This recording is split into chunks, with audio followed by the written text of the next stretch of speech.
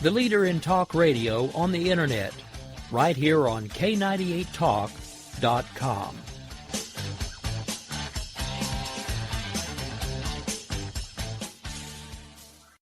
Is debt beating you down? You need discipline. You need the Debt Ninja. If you've been caught in a financial trap and need to be set free, then you need the Debt Ninja. Want to stop those harassing collection calls, start saving thousands in interest and fees, and get out of debt fast? Then you need to call the Debt Ninja.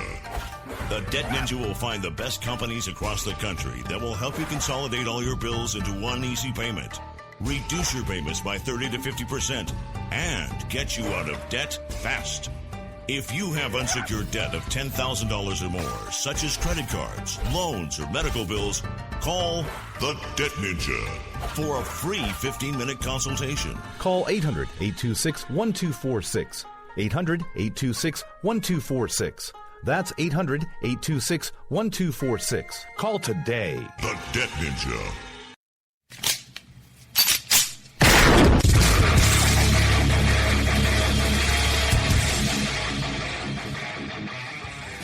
This is Slickery Trigger for Rebel Road Tactical. With proper care and feeding, your pistol will be ready when you need it. There to save your life. Shouldn't your gear be that good? Whether you need a holster for comfortable everyday carry or a tough-as-nails holster for your next training course, Rebel Road Tactical has what you need. Check us out on the web at rebelroadtactical.com.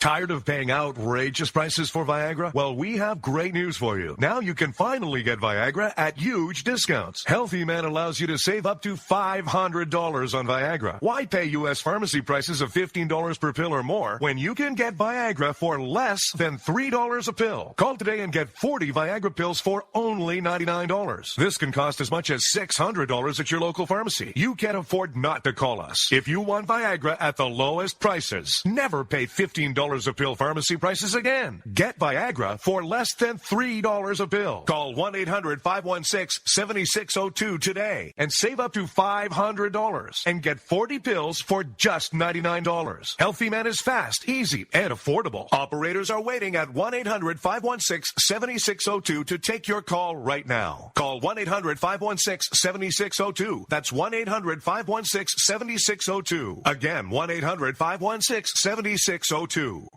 In these uncertain economic times, you've got to do whatever you can to save money. One of our biggest expenses can be our cars, especially when unexpected repair bills hit. Not anymore. If you own a vehicle with less than 130,000 miles, is less than 12 years old, has a warranty about to expire, or even no warranty at all, you could stop paying for car repairs. Roadside assistance, towing, and rental coverage are all included. Don't wait for the next repair. Make one free call right now to see if you qualify. If your vehicle is less than 12 years old, has less than 130,000 miles, even if it's out of warranty, paying for car repairs can become a thing of the past. Call us right now and get your car protected before your next repair bill hits. Get protection and no more repair bills. Call 800-696-1030. Again, 800-696-1030. That's 800-696-1030. 800-696-1030.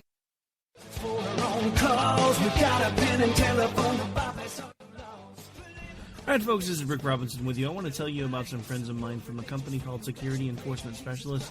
When I ran my security agency for 12 years, I worked with one of these partners on a daily basis. He's been involved in this agency now, and with his other partner, they do have over 30 years of experience in the private security industry. If you own a business and you need someone to keep you or your customers or residents safe, then I highly recommend contacting Security Enforcement Specialists today.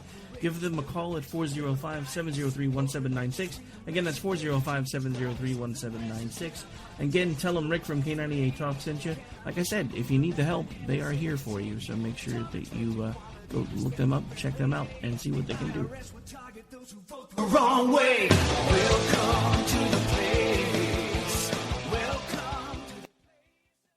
Individuals and businesses with tax problems, listen carefully. Do you feel like you're losing control over your finances? If you owe over $10,000 in back taxes or have unfiled tax returns, we can help you take back control. The IRS is the largest and most aggressive collection agency in the world, and they can seize your bank account, garnish your paycheck, close your business, and file criminal charges. Take control of your tax problems now by calling the experts at Tax Mediation Services and take advantage of the Fresh Start program and new laws that may allow us to negotiate a settlement for the lowest amount possible. Our team of tax attorneys and enrolled agents can stop collections and get you protected so you can take control of your financial future. Tax Mediation Services is accredited by the Better Business Bureau. Call now for a free case review and a price protection guaranteed quote. Call Tax Mediation Services now at 800-610-9050.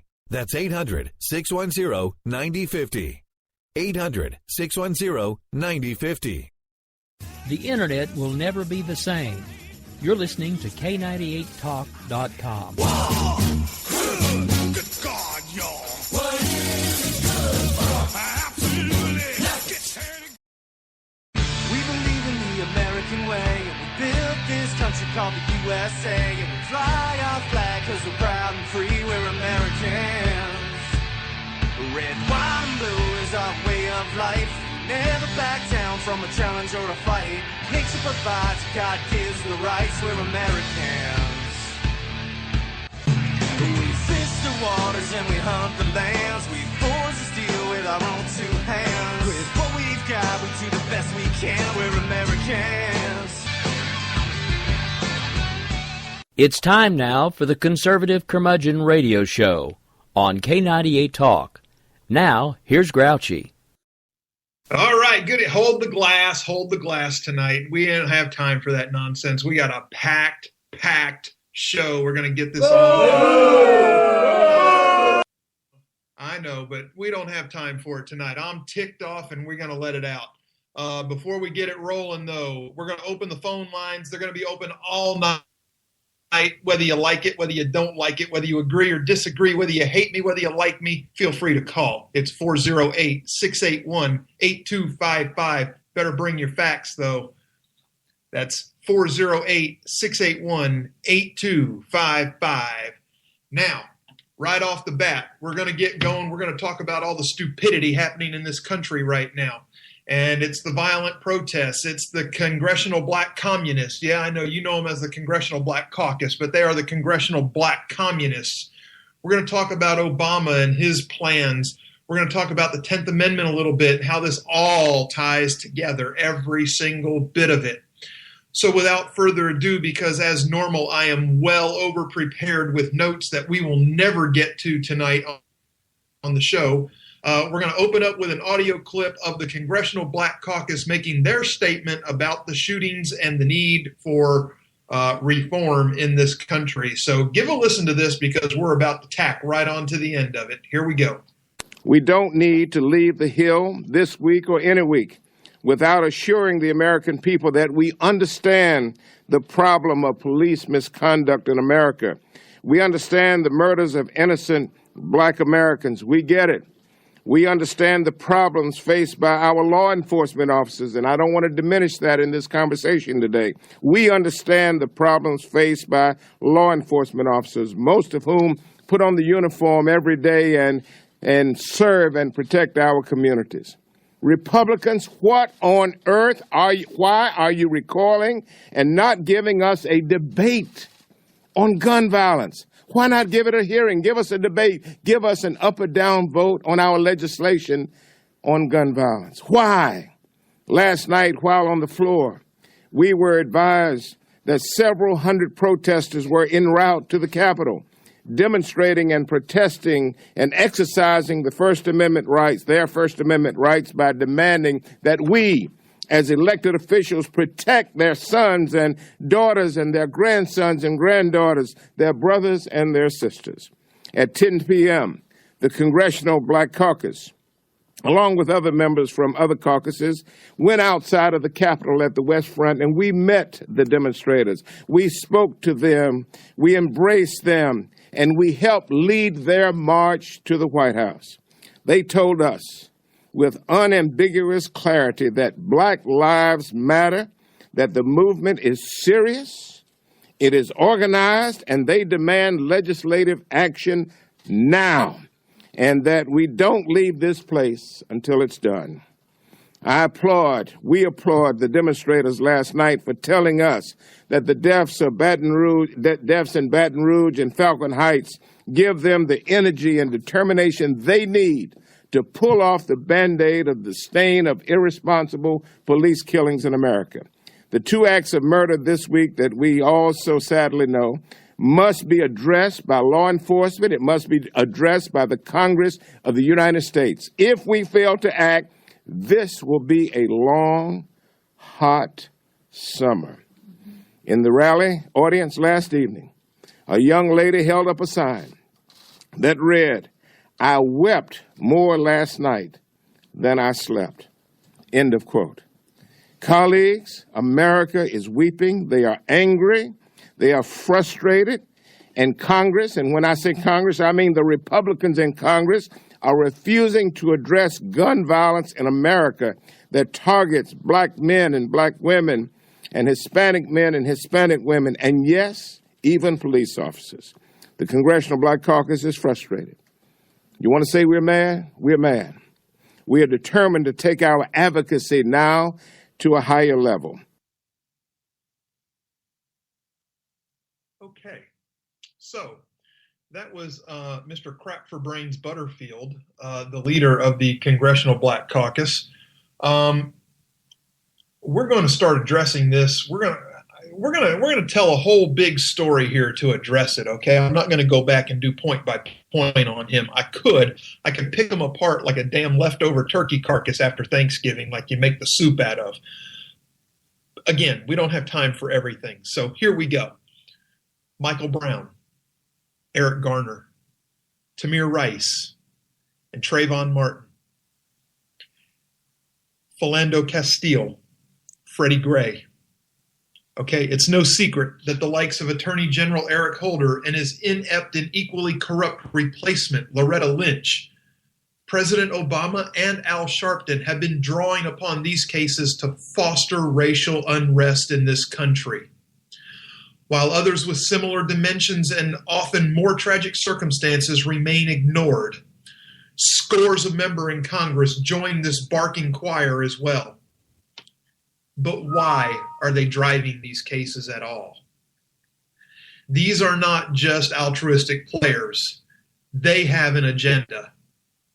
In the aftermath of the chaos of riots and violent mass protests that take over cities across the nation, a clearer picture is beginning to emerge. Stick with me. This gets important. All the justified anger over police abuse, when there is police abuse, isn't about equal justice or even equal rights. What it's really about is more power for the federal government. This is exactly what the Democrats want. This is exactly what they're driving people to with their divisive statements and their divisive actions. Okay? Don't believe me? Let's rewind a little bit. Okay? Stories of police abuse have become so widespread that the streets are filling with protests railing against its most publicized cases. Yet who gave the police the tanks, the weapons, and the military equipment? The Pentagon did under its surplus program. Who trained the police to regard every individual as a potential terrorist in America? Homeland Security did, and the FBI issued the definitions. They wrote the propaganda, they put out the memos, and conducted the training exercises. Who funded the police to increase arrests and fill the jails with nonviolent offenders? Washington and their federal grants, that's who. These grants are paid off to local police departments when they exactly do that. The current Justice Department and White House administration want more control over local police forces and ultimately, and most dangerously, to form a nationalized police force, in addition to federally controlling your local law enforcement officers. They are trying to change things, once again, through a popular groundswell in a series of civil rights lawsuits. Okay? And we're all going to tie this back to the 10th Amendment. I know I mentioned that at the start. We're going to get there. Trust me. And forgive my hiccups, but I'm trying. There was a report in the St. Louis Dispatch a little while after the Ferguson shooting. Excuse me again.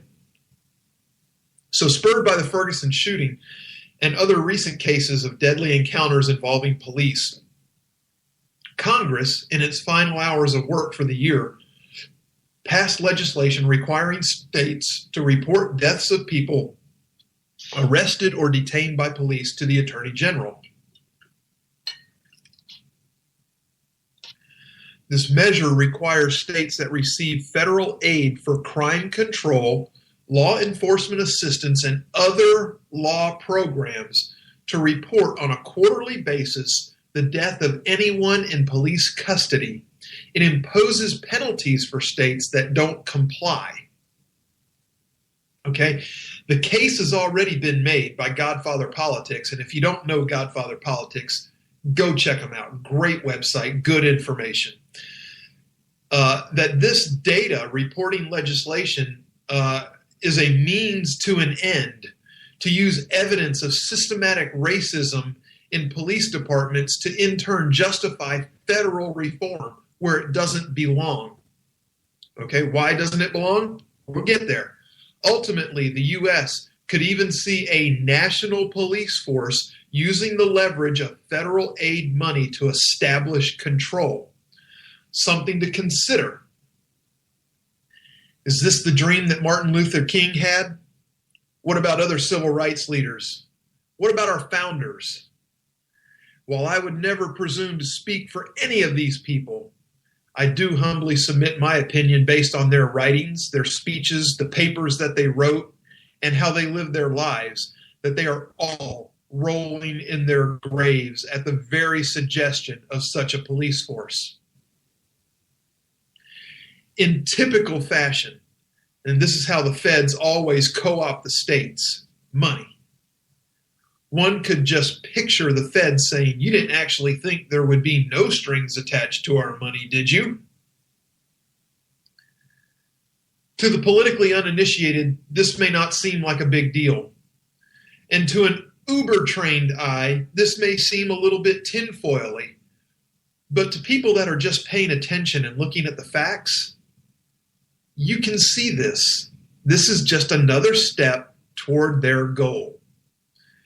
They say all we want to do is compile some data, crunch some numbers, that's all. It's not like this data would ever show us tendencies towards racism. That's not what we're actively looking for as an excuse for the Justice Department's Civil Rights Division to sue you into submission. No, we'll let you decide the outcome of the inevitable civil rights lawsuit against your city's police department. But those behind this scheme must maintain this level of hatred toward local police to achieve their goal. Everything else has been nationalized, so why not police? As per the Communist Manifesto and Alinsky's tactics, this national police force can't happen all at once. Nobody would ever accept that. Like all leftist ideologies, it must be incremental and opportunist. The architects of this plan must be prepared to react when a good crisis arrives so as not to waste the opportunity. Opportunities just like Michael Brown, Eric Garner, Tamir Rice, Freddie Gray, Trayvon Martin. A national police force, before that becomes visible, oppressive, in a SS force imposed across the country kind of way, it will rear its ugly head from the inside out, using more federal money to address the problem, reaction, solution at hand, using federal policy to establish federal control over police illegally. The trend is already underway, and with dangerous consequences too. Consider what's already happened under Bill Clinton's crime bill and Bush's Patriot Act.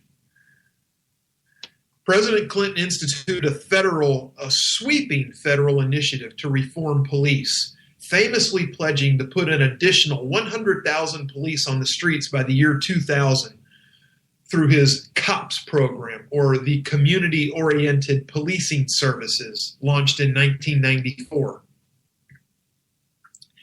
In theory, it addressed some of the same problems that Obama, Holder, and the Ferguson case were attempting to address. Following the 1991 Rodney King beating and subsequent riots, Justice Department began to use pattern or practice lawsuits against police departments.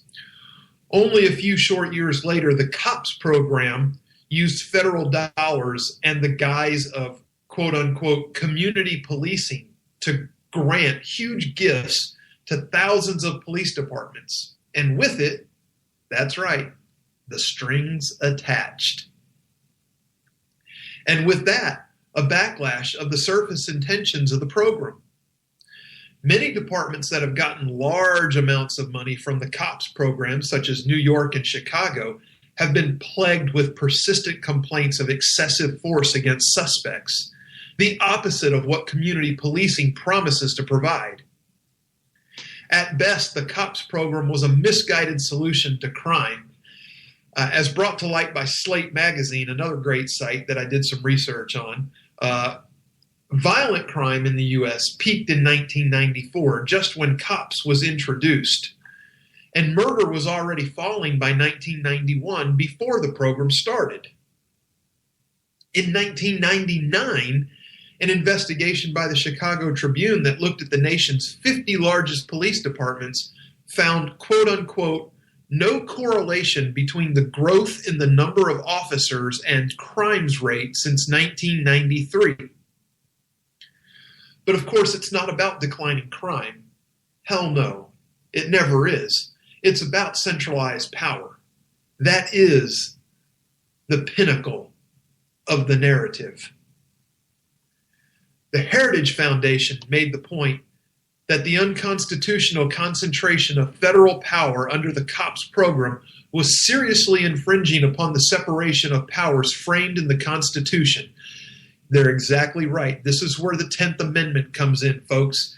If you don't know it, look it up while I'm reading my notes here, because this you're going to absolutely get a big kick in the pants out of.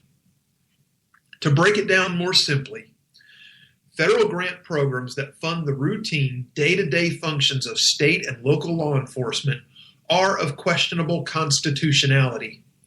When Congress subsidizes local law enforcement in this manner, it effectively reassigns to the federal government the powers and responsibilities that fall squarely within the 10th Amendment constitutional authority of state and local governments. The federal government was intentionally understood to never have a general police power. All powers not enumerated in the Constitution shall fall to the responsibility of the state and local governments per the 10th Amendment. There is nothing in the Constitution about a federal police force. It was left out on purpose. The founders knew how dangerous that would be.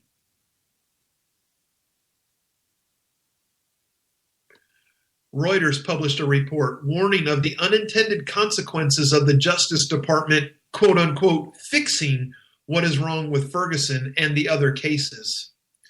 In the aftermath of the deaths of Michael Brown in Ferguson and Eric Garner in Staten Island, protesters across the nation were looking to Washington for action and answers. Their look was in the wrong direction. They should have been looking to their state capitals. While arguing that the federal government can and should influence changes in criminal justice policy, Reuters also points out the drastic damage that has already been done. One piece of federal legislation, the 1994 Crime Bill, has played a pivotal role in the incarceration epidemic. The law, which was designed to reduce crime, gave states $9 billion to pass laws that would increase time spent behind bars. The result, however, was an explosion in the state prison populations that has made the United States the world's largest jailer. The United States holds 5% of the world's population, but 25% of its prisoners. This has immense fiscal, economic, and social consequences. Each prisoner costs taxpayers on average $30,000 a year. And inmates with criminal records, even for minor offenses, face significant challenges re-entering society.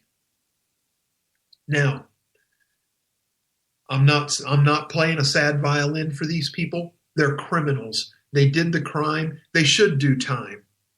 Okay?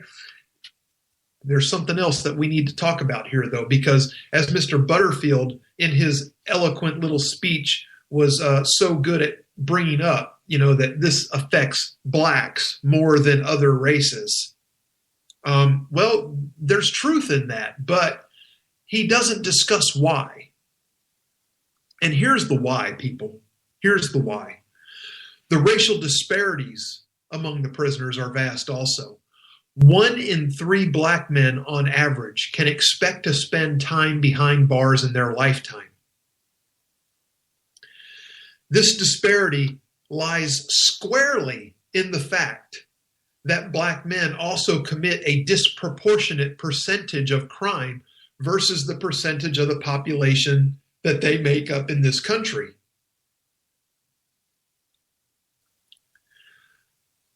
Today, the federal government annually sends states and cities more than $4 billion. What the federal government chooses to fund, however, creates incentives for local police. For example, Washington's funding priorities have supported mass incarceration by concentrating on the number of arrests and seizures police make rather than tabulating the number of offenders diverted to mental health or drug treatment programs. The federal government now, with the left hand, is scolding the police for their shameful examples of excessive force and civil rights violations, while with their right hand, giving these departments new toys, gift money, and pushing the ideology to regard average citizens as mortal enemies and potential terrorists. In some form, the creation of a national police force is already underway, and while not yet visible to the public eye, it already doesn't look pretty. In steps towards that end, the federal government has drastically increased their joint efforts and shared visions with local and state police ever since the wake of 9/11. The creation of Homeland Security as the overreaching umbrella organization.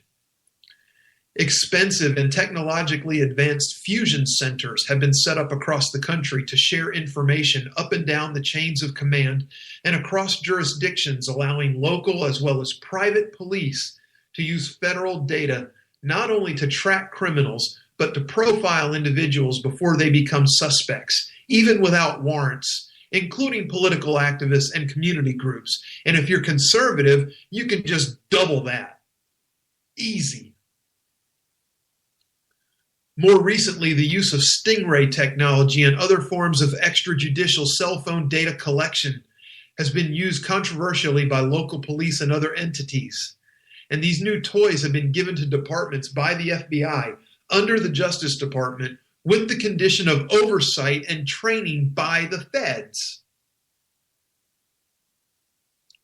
A Justice Department presentation on COPS, the COPS program, identified how increasingly the approximately 18,000 local departments are entering into private-public partnerships with more than 2 million private security/police forces and the 90,000 federal law enforcement officials in a quote-unquote shared vision that includes plenty of shared data and power.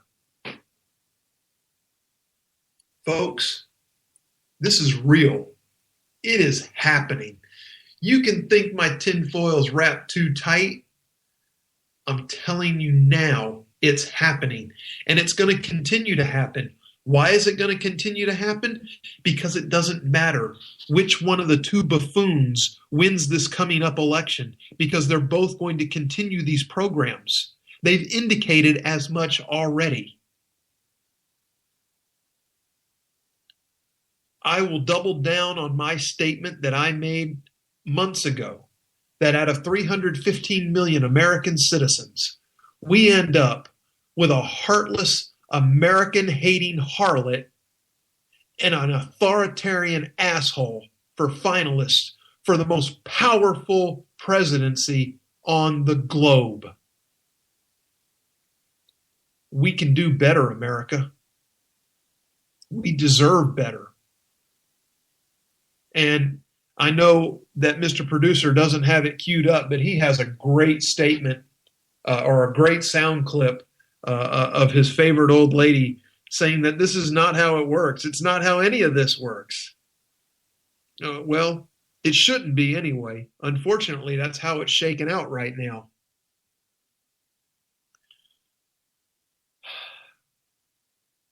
That's not how it works. That's not how any of this works. Thank you. I needed the laugh. Look, we can do better. We deserve better. We have to do a better job of making the blind and the ignorant, and yes, even the stupid, there's some we can fix. We have to do a better job of getting them on board to a realistic, ideally conservative path.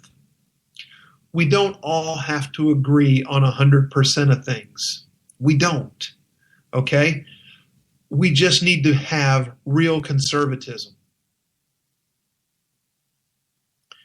Bottom of the hour, folks, and I've only covered one topic.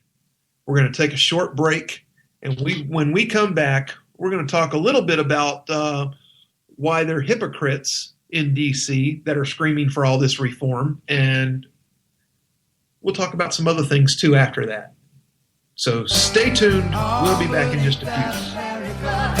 You and me, ain't that America? Something to see, baby. Ain't that America? Home of the free, yeah.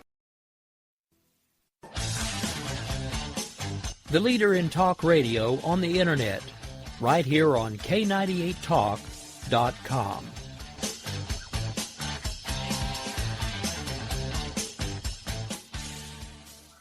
Is debt beating you down? You need discipline. You need the Debt Ninja. If you've been caught in a financial trap and need to be set free, then you need the Debt Ninja. Want to stop those harassing collection calls, start saving thousands in interest and fees, and get out of debt fast? Then you need to call the Debt Ninja. The Debt Ninja will find the best companies across the country that will help you consolidate all your bills into one easy payment, reduce your payments by 30 to 50%, and get you out of debt fast. If you have unsecured debt of $10,000 or more, such as credit cards, loans, or medical bills, call the Debt Ninja for a free 15-minute consultation. Call 800-826-1246. 800-826-1246. That's 800-826-1246. Call today. The Debt Ninja.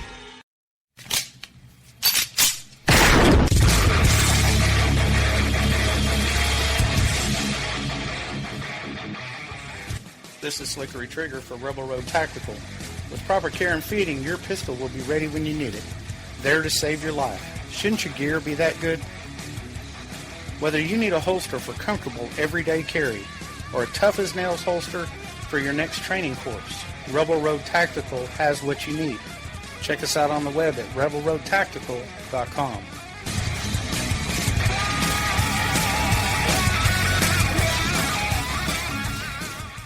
Tired of paying outrageous prices for Viagra? Well, we have great news for you. Now you can finally get Viagra at huge discounts. Healthy Man allows you to save up to $500 on Viagra. Why pay U.S. pharmacy prices of $15 per pill or more when you can get Viagra for less than $3 a pill? Call today and get 40 Viagra pills for only $99. This can cost as much as $600 at your local pharmacy. You can't afford not to call us. If you want Viagra at the lowest prices, never pay $15 a pill pharmacy prices again. Get Viagra for less than $3 a pill. Call 1-800-516-7602 today and save up to $500 and get 40 pills for just $99. Healthy Man is fast, easy, and affordable. Operators are waiting at 1-800-516-7602 to take your call right now. Call 1-800-516-7602. That's 1-800-516-7602. Again, 1-800-516-7602.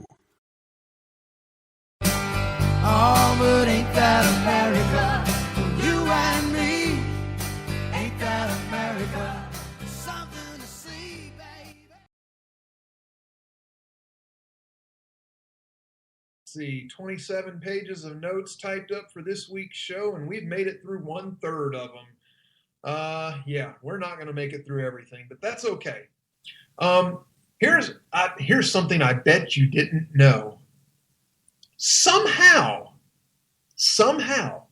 the shooting of an unarmed white man by police isn't drawing any attention from the mainstream media. Does not compute. Does not compute. Does not compute. Exactly. It does not compute. Why doesn't it not compute? Or why does it not compute? Because it doesn't fit the narrative. And you can capitalize the narrative, because it's becoming a proper noun these days. Unlike the shootings of Philando Castile and Alton Sterling, both of who were armed, one of which illegally, the other one I don't know about yet, which have created yet another firestorm, complete with accusations of police racism, the media is ignoring the death of Dylan Noble, a 19-year-old white man who was shot and killed by police on June 25th. According to Fresno, California police, they responded to a report that a man was walking around with a rifle. Spotting a speeding truck, they tried to accost the driver, Noble. Instead, he fled and led the police on a half-mile chase. Now, look, don't get me wrong. Police tell you to stop, you stop. If you don't, you get what you get. That's a lawful order. Noble finally entered a gas station parking lot. Police asserted that he kept his hands hidden and made a conscious effort to conceal one hand behind his back and then into his waistband as he exited the truck and walked away from officers, according to a press release from Fresno police. Police said Noble muttered that he hated his life, reversed direction, and walked back toward the police, prompting them to shoot him 4 times. A witness standing roughly 100 feet away videotaped the incident for 26 seconds. The video shows 2 shots being fired. Noble appears to already be on the ground near or underneath his truck. There was a 14-second gap in between the 2 shots in the video. Police body cameras also filmed the incident, but the department will not release it to the public as of yet, with an ongoing investigation. Upon further investigation on the scene, it was revealed that Noble was unarmed. Noble's parents have hired lawyers for a prospective lawsuit against the police, have retained attorneys who were looking at the possibility of suing the police department. Fresno Police Chief Jerry Dyer pointed out that the video does not show what preceded the shots, police issuing commands to Noble for over a minute as he ignored them and made motions as though he was armed, Dyer said. When he gets within about 12 feet of the officers, he makes the statement, "I hate my effing life."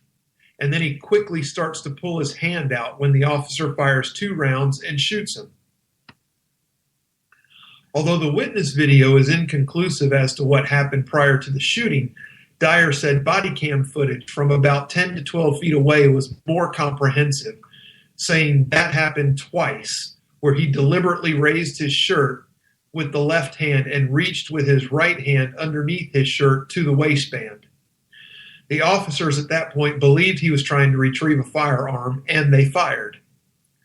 Dyer explained the reason for the for the department for them being reluctant to release the video.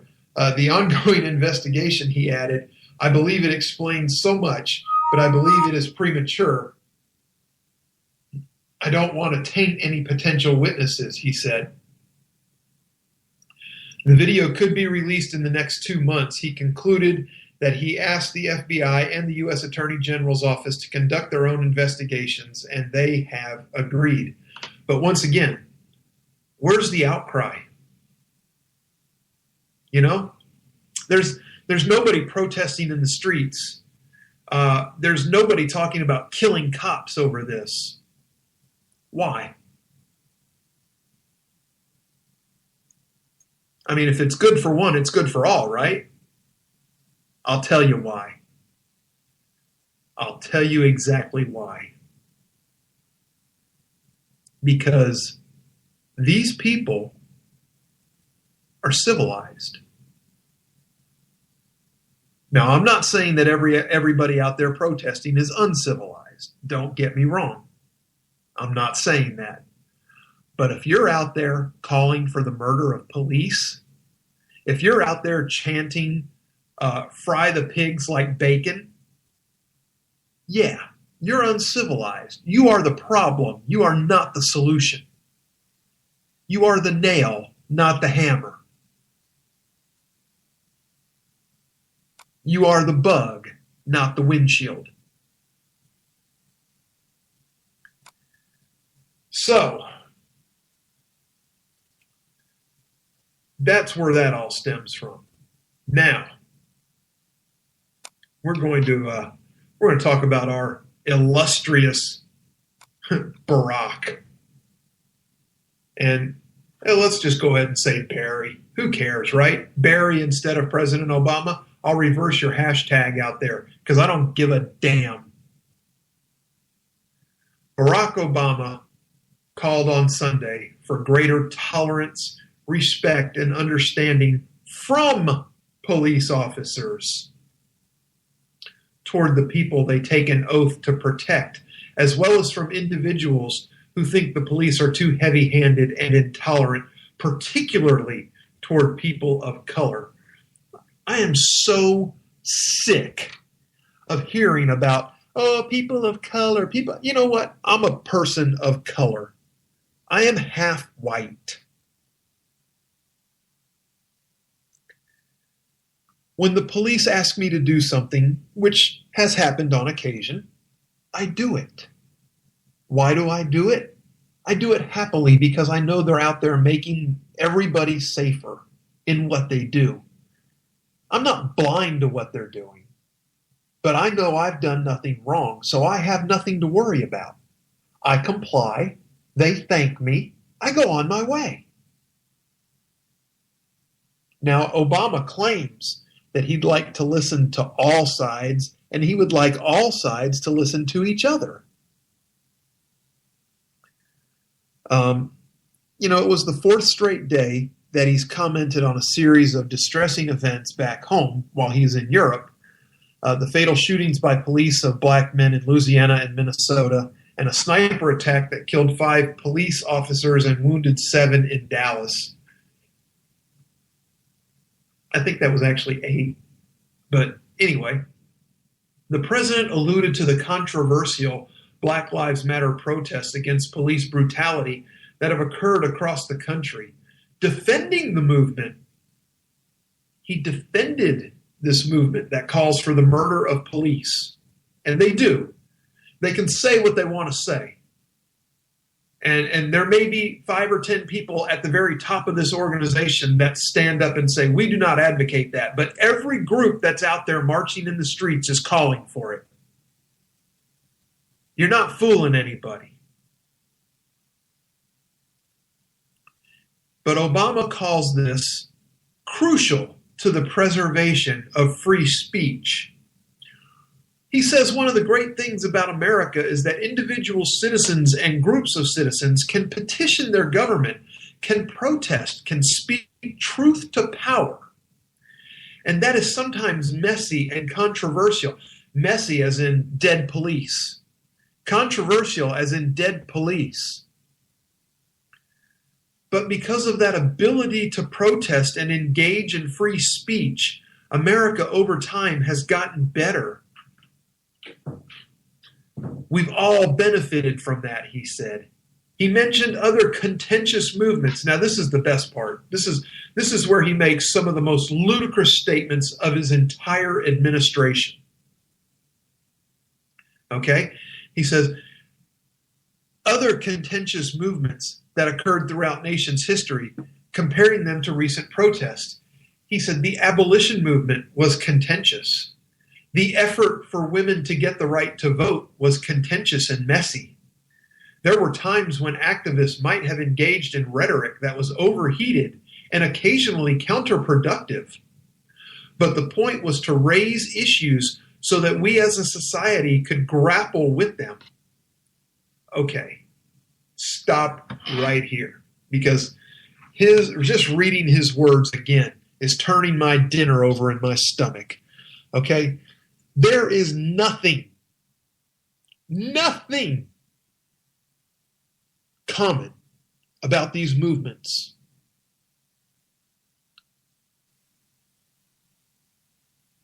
Neither the women's suffrage movement nor the abolition movement called for the murdering of peace officers. They did not call for violence against law enforcement. That disqualifies them from being a protest movement. Now, you want to engage in free speech? Man, free speech. I served in the military for 10 years, okay? You know what true free speech is?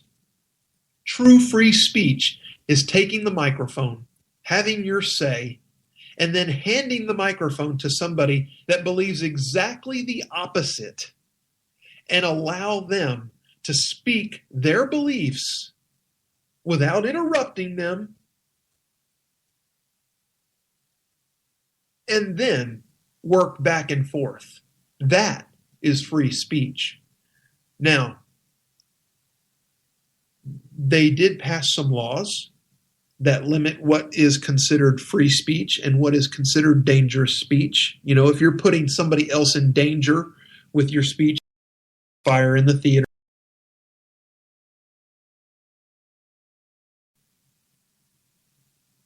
Okay?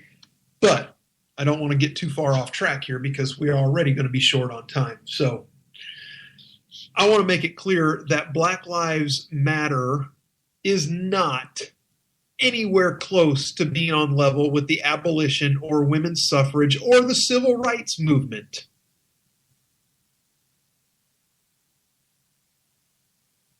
It's not on par with the anti-war movement during Vietnam.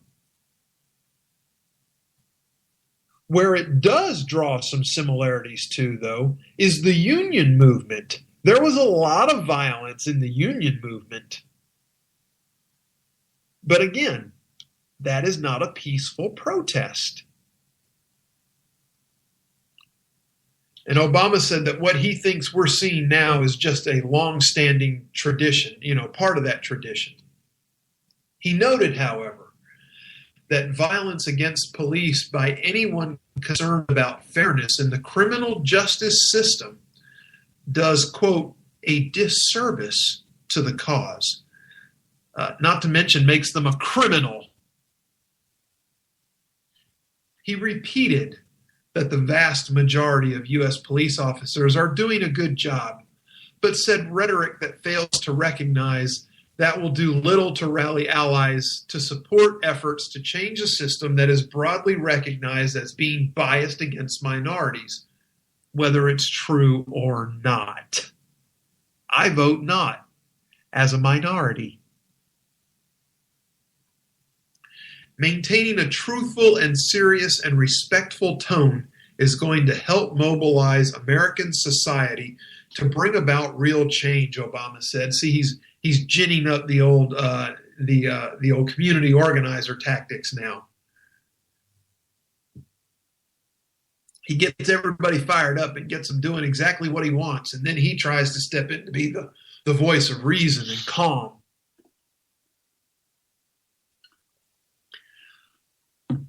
Barry also called for the cooperation on behalf of law enforcement.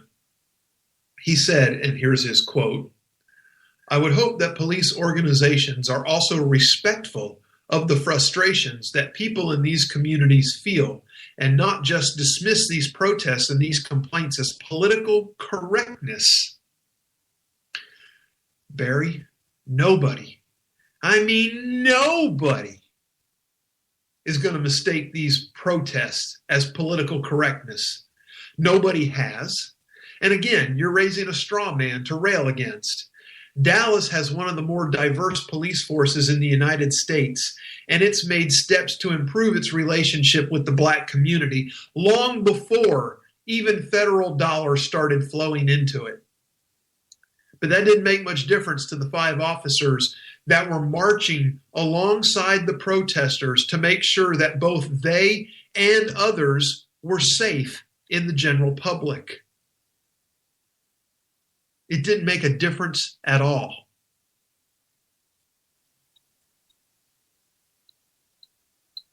Obama said it's in the interests of police officers that their communities trust them. Actually, Mr. President, you got it wrong. It's in the interest of the communities to trust their police officers. After all, these are people that go through training and put their lives on the line to help these communities. They don't know what beat they're going to be assigned to when they make it through the academy and come to a police station. You know, it could be a place that they were afraid to walk through as a person growing up. It could be a place where they know they're not welcome.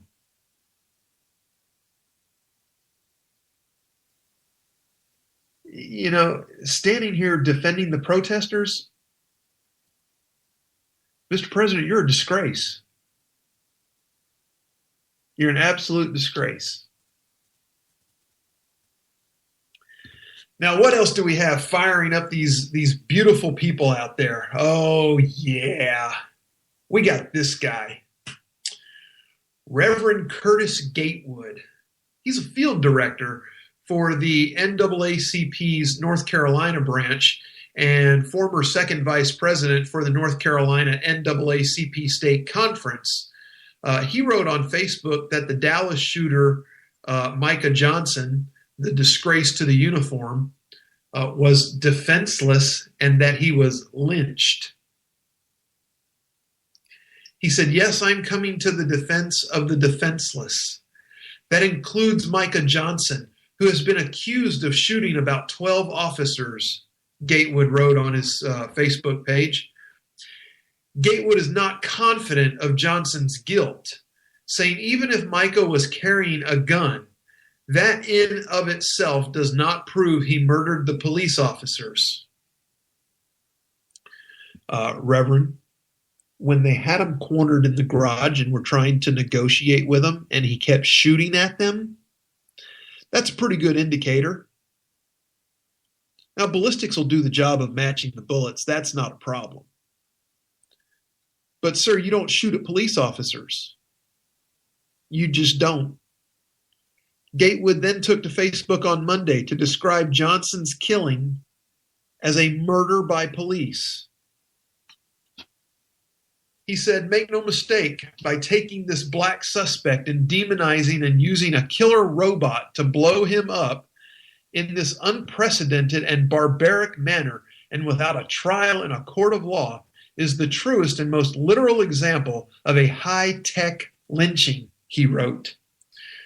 Reverend, you're ignorant. You are absolutely ignorant.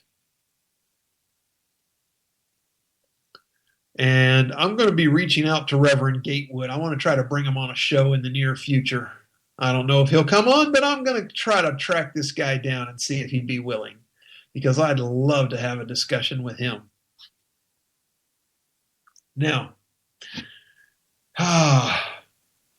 one day after the shooting, Gatewood also wrote, "Let me say this to all people who love justice. We do not know what happened to those police officers who were shot in Dallas. Actually, you do know because you just said what happened to them. I do not believe or trust what is said or concluded by media and the police.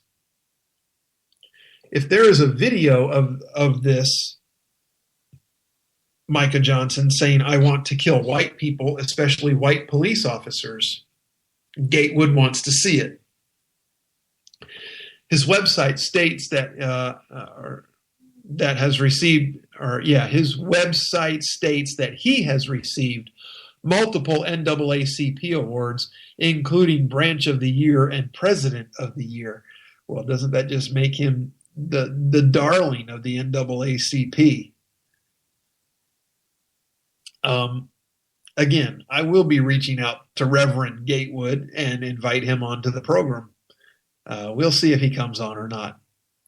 Stay tuned for that. Now,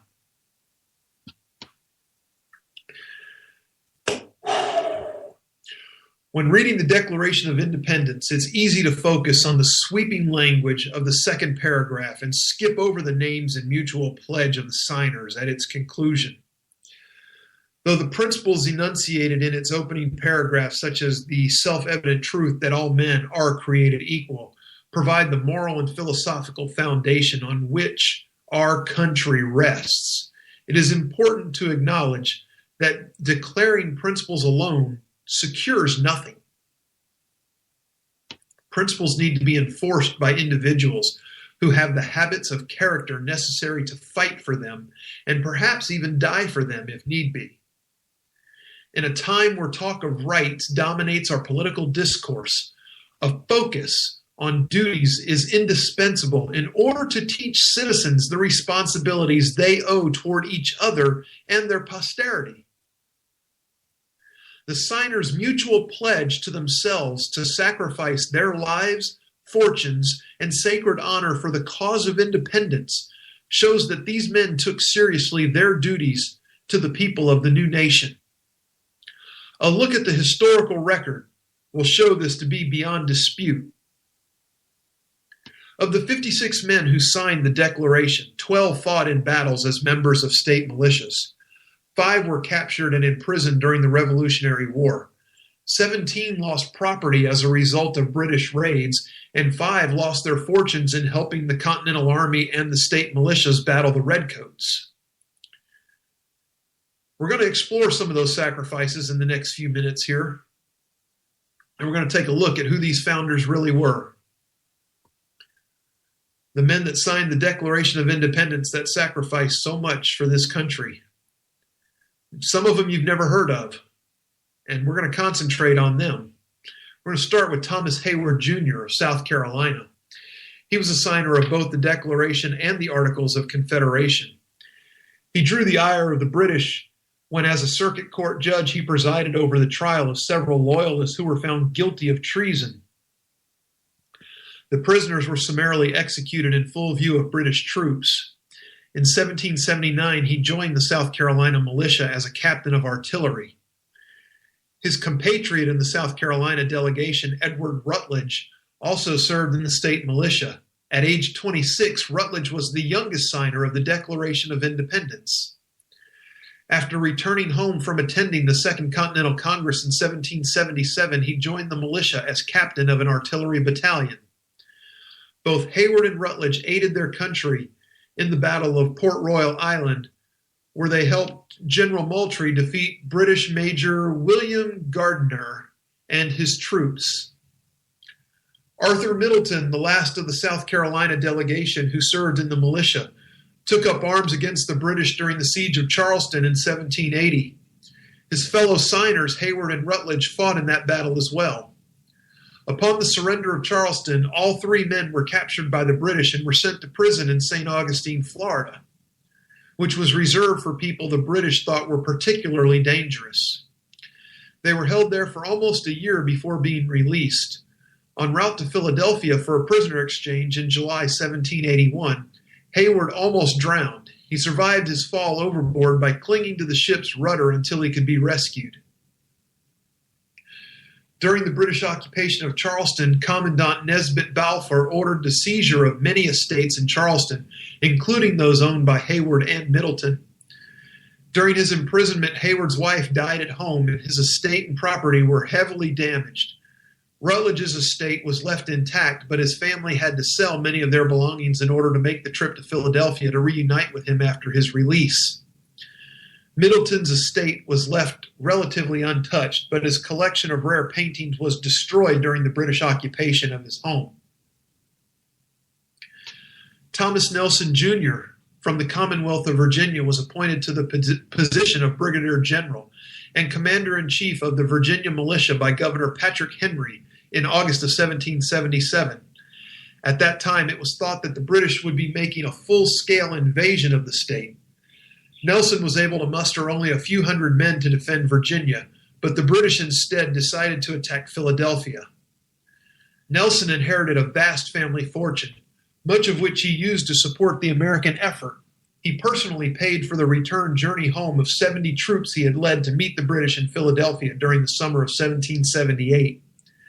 In the spring of 1780, Nelson signed his name to a loan for $2 million that was needed to purchase provisions for the French fleet that was coming to America's aid in the war. As then governor of Virginia, during the Battle of Yorktown, he ordered American troops to fire upon his mansion, which he had been commandeered by General Cornwallis and his men. I want you to think about that for a minute. How many of you out there that even have $2 million would be willing to sign it over to somebody that was helping you fight for your right to be free? That's sacrifice, folks. Richard Stockton was a member of the New Jersey delegation. His estate was commandeered by the British for use as a headquarters. As they left, British troops burned all his personal effects, including his library, private papers, furniture, and clothes. Though Stockton was in hiding at the time, he ultimately did not escape capture. A traitor led the British to his position in November 1776.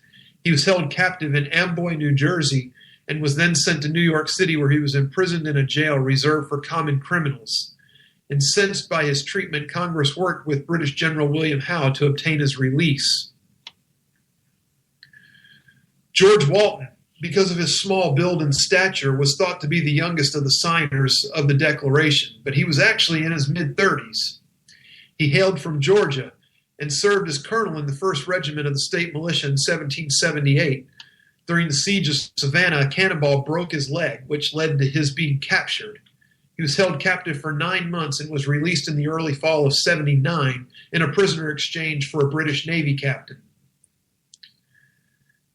And I'm sadly out of time, folks. We are top of the hour. These men are important, and we're going to continue this next week because there's more of them I want to read about. As always, stay tuned to K98 Talk tonight. It's the best prime time you're going to hear anywhere. Tomorrow night, get Dr. A and Lou. You get JD and Stacy. You get Rick and Jen. I'm telling you, it's just a smorgasbord here at K98. I'm your friendly neighborhood Grouch. I'm going to thank you for being here. God bless you. And hope to see you next week. Take care. Peace. We believe in the American way, and we built this country called the USA, and we fly our flag because we're proud and free, we're Americans. Red, white, and blue is our way of life. We never back down from a challenge or a fight. Nature provides, God gives the rights, we're Americans.